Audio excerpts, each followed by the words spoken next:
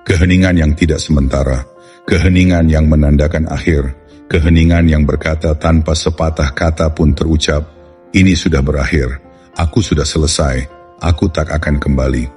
Awalnya dia tidak mengenalinya. Dia pikir kamu bermain seperti sebelumnya. Dia berasumsi Anda mencoba mendapat reaksi, mencoba menarik perhatiannya, mencoba menariknya kembali ke siklus yang sudah terlalu lama Anda jalani. Dia yakin kamu akan hancur karena di masa lalu kamu selalu hancur. Dia percaya bahwa keheningan itu hanya sementara karena dia tidak pernah membayangkan kamu cukup kuat untuk menjadikannya permanen. Namun waktu memiliki caranya untuk mengungkap kebenaran. Sehari tanpa bersuara dapat diabaikan begitu saja. Seminggu dapat diabaikan. Namun ketika minggu-minggu berganti menjadi bulan-bulan, ketika ketidakhadiran itu menjadi hal yang biasa, ketika dia melihat ponselnya dan menyadari namamu tidak muncul di sana selama yang terasa seperti selamanya, saat itulah kebenaran mulai terungkap. Dan inilah kebenarannya. Anda tidak hanya terdiam, kau terdiam selamanya. Anda tidak mundur begitu saja untuk menghukumnya. Anda mengundurkan diri untuk menyembuhkan diri sendiri. Anda tidak hanya berhenti berbicara, Anda berhenti berpartisipasi dalam siklus yang menghancurkan Anda.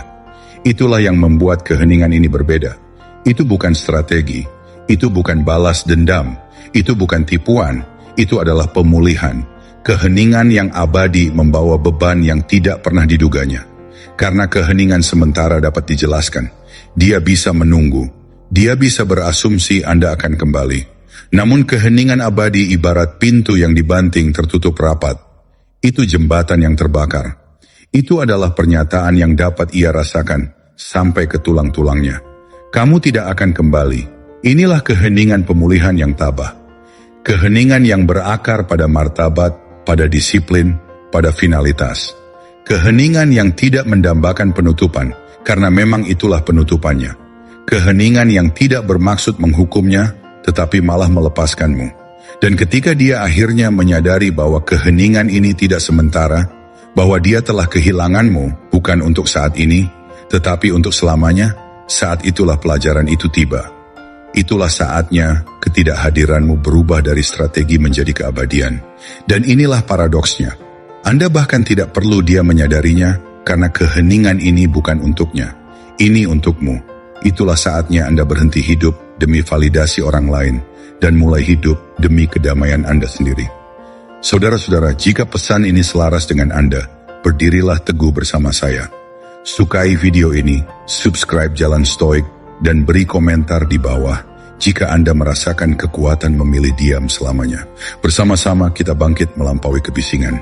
Setiap cerita memiliki siklus, argumen, permintaan maaf, janji untuk berubah, kekecewaan yang mengikutinya. Anda memahami siklusnya dengan baik. Itulah lingkaran tak berujung, memberi lebih dari yang diterima, mengejar seseorang yang hanya berlari lebih cepat, menjelaskan diri sendiri ke telinga yang tak pernah mendengarkan. Awalnya, siklus ini terasa tidak dapat diputus. Anda meyakinkan diri sendiri bahwa mungkin kali ini akan berbeda. Mungkin jika Anda mengucapkan kata-kata yang tepat, dia akhirnya akan mendengarkan Anda. Mungkin jika kau membuktikan kesetiaanmu lagi, dia akhirnya akan menghargainya. Mungkin jika kamu bertahan sedikit lebih lama, dia akhirnya akan bertahan. Dan siklus itu terus berulang lagi dan lagi. Namun kenyataannya, siklus tidak berakhir ketika orang lain berubah. Siklus berakhir saat Anda berubah. Ketika Anda memutuskan bahwa martabat Anda lebih penting daripada didengarkan. Ketika Anda memutuskan bahwa kedamaian Anda lebih penting daripada perhatiannya. Ketika Anda memutuskan bahwa lingkaran menyakitkan yang sama bukanlah takdir Anda, melainkan penjara Anda. Dan Anda memilih untuk keluar dari situ. Itulah yang sebenarnya dimaksud dengan keheningan abadi. Pemutusan siklus. Bukan demi dirinya, tapi demi dirimu. Anda bukan lagi orang yang menjelaskan dirinya sendiri hingga kelelahan. Anda bukan lagi orang yang mengirim pesan beberapa paragraf hanya untuk menerima balasan satu kata. Anda bukan lagi pria yang percaya bahwa cinta berarti menderita tanpa henti hanya untuk membuktikan harga diri Anda. Siklus berakhir saat Anda berhenti berpartisipasi. Saat Anda menarik diri dari argumen, saat Anda menolak kembali ke permainan yang hanya menguras tenaga Anda. Itulah keheningan pemulihan. Bukan diam karena kamu sedang menunggu. Bukan diam karena kamu marah. Diam karena kamu bebas. Dan inilah yang membuat keheningan ini berbeda. Dia mengharapkan jeda, tetapi bukan akhir. Dia mengharapkan keberuntungan, tetapi tidak selamanya. Dia mengandalkan Anda untuk kembali ke siklus itu, karena itulah yang selalu terjadi. Namun kali ini kau yang memilih dirimu sendiri. Kau akhiri cerita bukan dengan ledakan, bukan dengan pidato, melainkan dengan diam. Dan keheningan itu bersifat final. Tak ada kesempatan lagi. Tidak. Mungkin suatu hari nanti. Tidak. Jika dia berubah, aku akan kembali. Tidak. Siklusnya terputus. Pintunya ditutup. Keheningan itu selamanya. Inilah kebijaksanaan pemulihan yang tabah. Memahami bahwa satu-satunya cara untuk memenangkan permainan yang curang adalah dengan tidak memainkannya. Dan ketika Anda menolak bermain, Anda tidak hanya mengakhiri siklus tersebut, kau akhiri cengkeramannya terhadapmu. Setiap orang pasti ada persimpangan jalan. Satu jalan kembali ke siklus itu, kembali ke kebisingan, kembali ke permohonan, kembali ke pembuktian dirimu kepada seseorang yang tidak akan pernah benar-benar melihatmu. Jalan lainnya, diam. Keheningan terakhir. Jenis yang bukan taktik, bukan strategi, tetapi pilihan. Pilihan yang tidak dapat dibatalkan. Inilah saatnya kekuatan diuji, karena meninggalkannya sekali saja sudah mudah. Siapapun bisa keluar dengan marah setelah bertengkar. Siapapun dapat bersumpah mereka selesai dalam situasi panas itu. Namun finalitas sejati tidak lahir dalam api. Ia lahir dalam keadaan tenang. Itu adalah keputusan tenang yang Anda buat saat emosi Anda tenang, saat kejernihan Anda kembali, saat Anda akhirnya memahami bahwa harga untuk bertahan lebih besar daripada rasa sakit karena meninggalkan. Itulah keheningan selamanya. Itu bukan kelemahan. Ini bukan penghindaran. Itu adalah kekuatan. Kekuatan untuk memilih untuk tidak kembali. Kekuatan untuk memotong tali yang mengikat Anda pada kekecewaan tak berujung. Kekuatan untuk mengatakan tanpa kata-kata, Anda tidak lagi memiliki akses kepada saya. Dan pilihan ini mengubah segalanya. Sebab saat kau memutuskan bahwa kesunyian itu selamanya, kau hilangkan ilusi untuk kembali. Dia mungkin menunggu pesan teks yang tak kunjung datang. Dia mungkin mengharapkan usaha lain, permintaan maaf lain, isyarat lain, tetapi tidak ada yang terwujud. Hari demi hari berlalu, minggu demi minggu berlalu, dan perlahan-lahan ia mulai menyadarinya. Keheninganmu tidaklah sementara, itu permanen. Marcus Aurelius pernah menulis, jika tidak benar, jangan lakukan. Jika tidak benar, jangan katakan. Itulah inti dari pilihan ini. Anda tidak lagi mengatakan apa yang tidak didengar. Anda tidak lagi melakukan apa yang tidak dihormati. Anda tidak lagi berperan dalam apa yang tidak benar. Dan saat Anda menerima pilihan yang tidak dapat dibatalkan ini, ada sesuatu yang berubah dalam diri Anda. Anda berhenti hidup karena reaksinya. Anda berhenti menunggu pengakuannya. Anda berhenti mengalirkan energi ke dalam kekosongan. Sebaliknya, Anda berbalik ke dalam. Anda mendapatkan kembali waktu Anda. Anda membangun kembali kekuatan Anda. Anda memulihkan martabat Anda. Itulah sebabnya mengapa keheningan abadi begitu kuat. Ini membebaskan Anda terlebih dahulu. Dia akan merasakan beratnya nanti. Dia akan menyadarinya dalam kekosongan.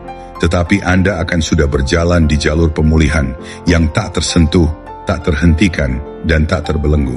Karena pilihan terbesar yang dapat diambil seorang pria adalah tidak membuktikan dirinya padanya. Itu untuk membuktikan dirinya pada dirinya sendiri. Dan diam adalah buktinya. Dia tidak pernah menyangka hari itu akan tiba. Tidak terlalu. Dalam pikirannya, kamu permanen. Kaulah yang selalu kembali. Orang yang selalu memaafkan. Orang yang selalu rusak duluan. Dia mengandalkannya. Dia membangun kebanggaannya atas hal itu. Ia berkata pada dirinya sendiri, apapun yang terjadi, dia akan selalu ada. Dia akan selalu mencoba lagi. Dan pada awalnya, dia punya alasan untuk mempercayainya, karena Anda memang kembali. Kamu berjuang untuknya saat dia menjauhimu. Kamu menjelaskan dirimu sendiri ketika dia salah paham padamu. Kau mengulurkan tanganmu, bahkan saat dia diam saja. Anda bertahan lebih lama daripada kebanyakan pria. Itulah yang menjadi polanya dan dia salah mengartikannya selamanya. Namun kenyataannya, setiap pria punya titik puncaknya. Setiap pria memiliki momen ketika ia terbangun dan melihat siklus itu sebagaimana adanya. Sebuah perangkap, sebuah saluran pembuangan, sebuah sangkar yang dibalut cinta. Dan ketika Anda memilih diam selamanya, itulah titik puncak Anda. Bukanlah momen kelemahan, melainkan momen kebangkitan. Itulah mengapa hal itu mengejutkannya, karena dia tidak pernah menduga diamnya, kamu akan bersifat permanen. Dia berasumsi ketidakhadiranmu hanyalah taktik lain, jeda lain dalam permainan, ujian lain. Dia mengira ceritanya akan berlanjut seperti biasanya, dengan kamu yang mengetuk pintu, lalu dia membantingnya hingga tertutup. Namun kali ini, tak ada ketukan, tak ada kata-kata, tak ada jawaban, hanya keheningan. Dan diam ketika itu permanen itu brutal, karena memaksanya menghadapi kebenaran yang ditolaknya. Kamu bukan lagi miliknya untuk dipermainkan. Dia tidak lagi memiliki kekuatan yang dia yakini sebelumnya. Jaring pengaman yang dia pikir akan selalu ada telah lenyap. Dan untuk pertama kalinya dia merasakan sakitnya kehilangan. Bukan karena kamu pergi sementara, tetapi karena kamu tidak akan pernah kembali. Marcus Aurelius berkata, kau berkuasa atas pikiranmu, bukan atas peristiwa-peristiwa di luar. Sadarilah ini dan kau akan menemukan kekuatan. Kesadaran itulah yang memisahkanmu darinya. Dia berharap kau hancur, karena dia tak pernah percaya kau bisa menguasai diri sendiri. Tapi ketika kau hancur, ketika kau memilih diam selamanya, kau membuktikan bahwa dia salah dengan cara yang paling ampuh. Dan kini, setiap malam yang sunyi, setiap pesan kosong, setiap momen, dia memikirkanmu dan menyadari kau takkan pernah kembali. Saat itulah keterkejutan itu datang. Saat itulah dia akhirnya mengerti bahwa diam bukanlah sebuah strategi. Itu adalah akhir. Kaum Stoa memahami sesuatu yang kebanyakan orang takut untuk terima. Akhir itu perlu. Hidup itu sendiri adalah serangkaian akhir. Kekaisaran runtuh, musim berganti, orang-orang pergi, dan orang yang menolak menerima finalitas ditakdirkan untuk menderita tanpa akhir. Ketika kau memilih diam selamanya, kau menjalani salah satu prinsip Stoa yang paling murni, prinsip finalitas. Kemampuan untuk berkata, bab ini telah ditutup, siklus ini sudah berakhir, pintu ini tak akan dibuka kembali. Penolakan untuk berpegang teguh pada apa yang tak lagi berguna bagimu, keberanian untuk melepaskan tanpa menuntut pujian, dan kekuatan untuk pergi tanpa berbalik. Kebanyakan pria tak mampu melakukan ini. Mereka berpegang teguh, mereka memohon. Mereka membuka kembali pintu yang hanya akan membawa mereka kembali ke api yang sama, yang membakar mereka sebelumnya. Mereka mengacaukan kesetiaan dengan penghancuran diri. Mereka mengacaukan harapan dengan belenggu, dan begitulah mereka menderita. Namun, pria Stoik memahami bahwa ada martabat dalam finalitas. Ada kedamaian dalam keheningan. Ada kekuatan dalam pergi dan tak pernah kembali. Karena ketika kau menutup pintu dengan kata-kata, pintu itu dapat dibuka kembali dengan kata-kata. Namun ketika kau menutup pintu dengan keheningan abadi, pintu itu tetap tertutup. Dan itulah yang memberinya kekuatan. Marcus Aurelius menulis, jangan sia-siakan sisa hidupmu dengan memikirkan orang lain ketika kau tidak mengarahkan pikiranmu pada suatu objek yang bermanfaat bagi orang lain. Dengan kata lain, jangan buang waktu berhargamu untuk kembali pada apa yang mengurasmu. Jangan buang energimu untuk kembali memasuki siklus yang hanya menghancurkanmu. Keheninganmu adalah deklarasi bahwa kau tak akan lagi menyia-nyiakan apa yang sakral, waktumu, pikiranmu, jiwamu. Dan inilah paradoksnya. Dengan memilih finalitas, kau tak sekadar mengakhiri hubungan. Kau mengakhiri ketergantunganmu padanya. Kau membuktikan pada dirimu sendiri bahwa kedamaianmu tak bergantung pada kepulangannya. Bahwa harga dirimu tak bergantung pada validasinya. Bahwa martabatmu tak bergantung pada pengakuannya. Keheninganmu selamanya adalah bukti bahwa kau sudah cukup tanpanya. Inilah prinsip Stoik finalitas. Untuk pergi bukan dalam amarah, bukan dalam kepahitan, bukan dalam kesombongan, melainkan dalam kepastian yang tenang. Untuk tak berkata apa-apa, tak menjelaskan apa-apa, tak mencari apa-apa, karena tindakan diam itu sendiri mengatakan segalanya. Dan ketika ia menyadari hal ini, ketika akhirnya ia menyadari bahwa diammu tidak sementara, melainkan abadi, ia akan memahami sepenuhnya beratnya apa yang telah hilang darinya. Bukan karena kau memberitahunya, melainkan karena kau tak akan pernah lagi.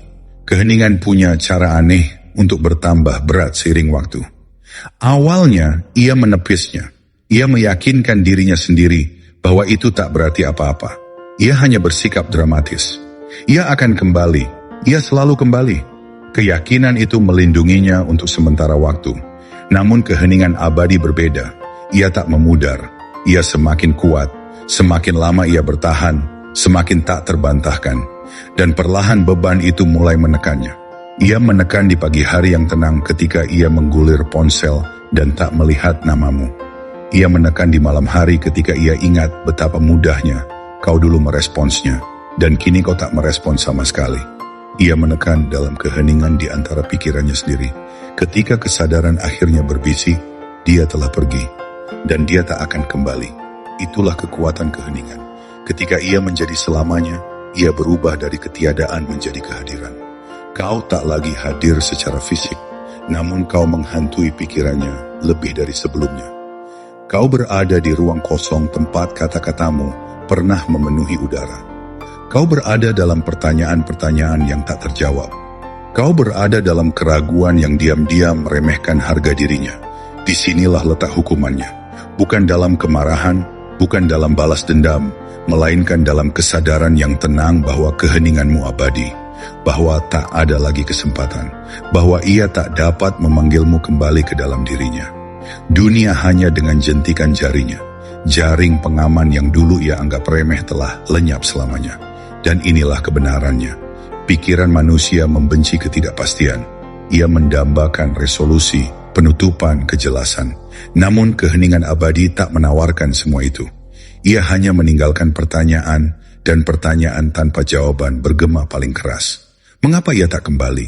Mengapa ia tak mencoba lagi? Apakah aku terlalu menekannya? Apakah aku kehilangannya selamanya? Pertanyaan-pertanyaan itu semakin berat setiap hari, hingga tak terelakkan. Seneca berkata, dia yang berani itu bebas, dan keheninganmu adalah bukti keberanian itu. Kau cukup berani untuk pergi tanpa gembar-gembor. Cukup berani untuk menahan keinginan menjelaskan. Cukup berani untuk memilih kedamaian daripada kekacauan. Dan keberanian itu membuatnya takut karena jauh di lubuk hatinya ia tahu itu berarti kau bebas. Sementara ia tetap terbelenggu oleh penyesalannya sendiri. Dan inilah paradoksnya. Rasa sakit itu tidak hilang dalam semalam, tetapi semakin Anda menyalurkannya, semakin sedikit rasa sakit itu mengendalikan Anda.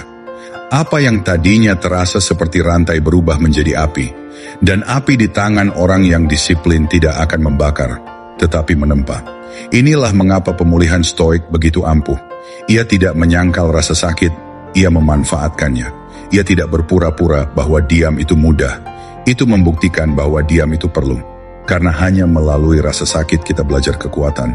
Hanya melalui ketidakhadiran Anda menemukan kehadiran. Hanya melalui disiplin Anda menemukan kebebasan. Dan ketika dia akhirnya menyadari bahwa diamnya kamu bersifat selamanya, dia akan merasakan perihnya. Namun Anda akan merasakan sesuatu yang jauh lebih hebat. Anda akan merasakan kekuatan seorang pria yang mengubah patah hati menjadi disiplin, keheningan menjadi kekuatan, dan rasa sakit menjadi cara hidup baru. Banyak pria meyakini diam berarti hukuman. Mereka membayangkan dia duduk di sana, tersiksa, menyesal, memohon dalam pikirannya agar mereka kembali. Dan ya, dia akan merasakan beratnya ketidakhadiranmu. Ya, dia akan memutar ulang pilihan-pilihan yang menjauhkanmu. Namun tujuan sebenarnya dari diam selamanya bukanlah untuk melukainya. Tujuannya adalah untuk menyembuhkanmu.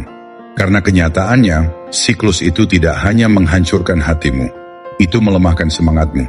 Setiap kali Anda menjelaskan diri Anda dan tidak didengar, setiap kali Anda memberi kesetiaan dan menerima ketidakpedulian, setiap kali kamu berjuang untuk seseorang yang tidak pernah berjuang untukmu, saat-saat itu menggerogoti kekuatanmu. Mereka melubangimu, mereka membiarkan Anda bergantung pada pengakuan orang lain agar merasa utuh. Keheningan permanen membalikkan hal itu. Itu bukan senjata, itu obat. Setiap hari Anda bertahan pada garis itu, Anda membangun kembali bagian-bagian diri Anda yang rusak. Setiap saat Anda menahan keinginan untuk mengejar, Anda akan semakin kuat dalam mengendalikan diri. Setiap kali Anda memilih untuk tidak kembali, Anda membuktikan pada diri sendiri bahwa Anda tidak membutuhkan validasinya untuk hidup. Anda hanya membutuhkan milik Anda sendiri. Epictetus mengajarkan bahwa tidak ada seorang pun yang bebas sampai ia menguasai dirinya sendiri. Dan ini adalah penguasaan dalam bentuknya yang paling murni. Saat Anda berhenti berbicara ke dalam kehampaan, saat Anda berhenti memohon untuk dilihat, saat Anda berhenti menjelaskan diri Anda kepada seseorang yang tidak pernah mendengarkan, Anda mendapatkan kembali kebebasan Anda. Dan inilah paradoksnya.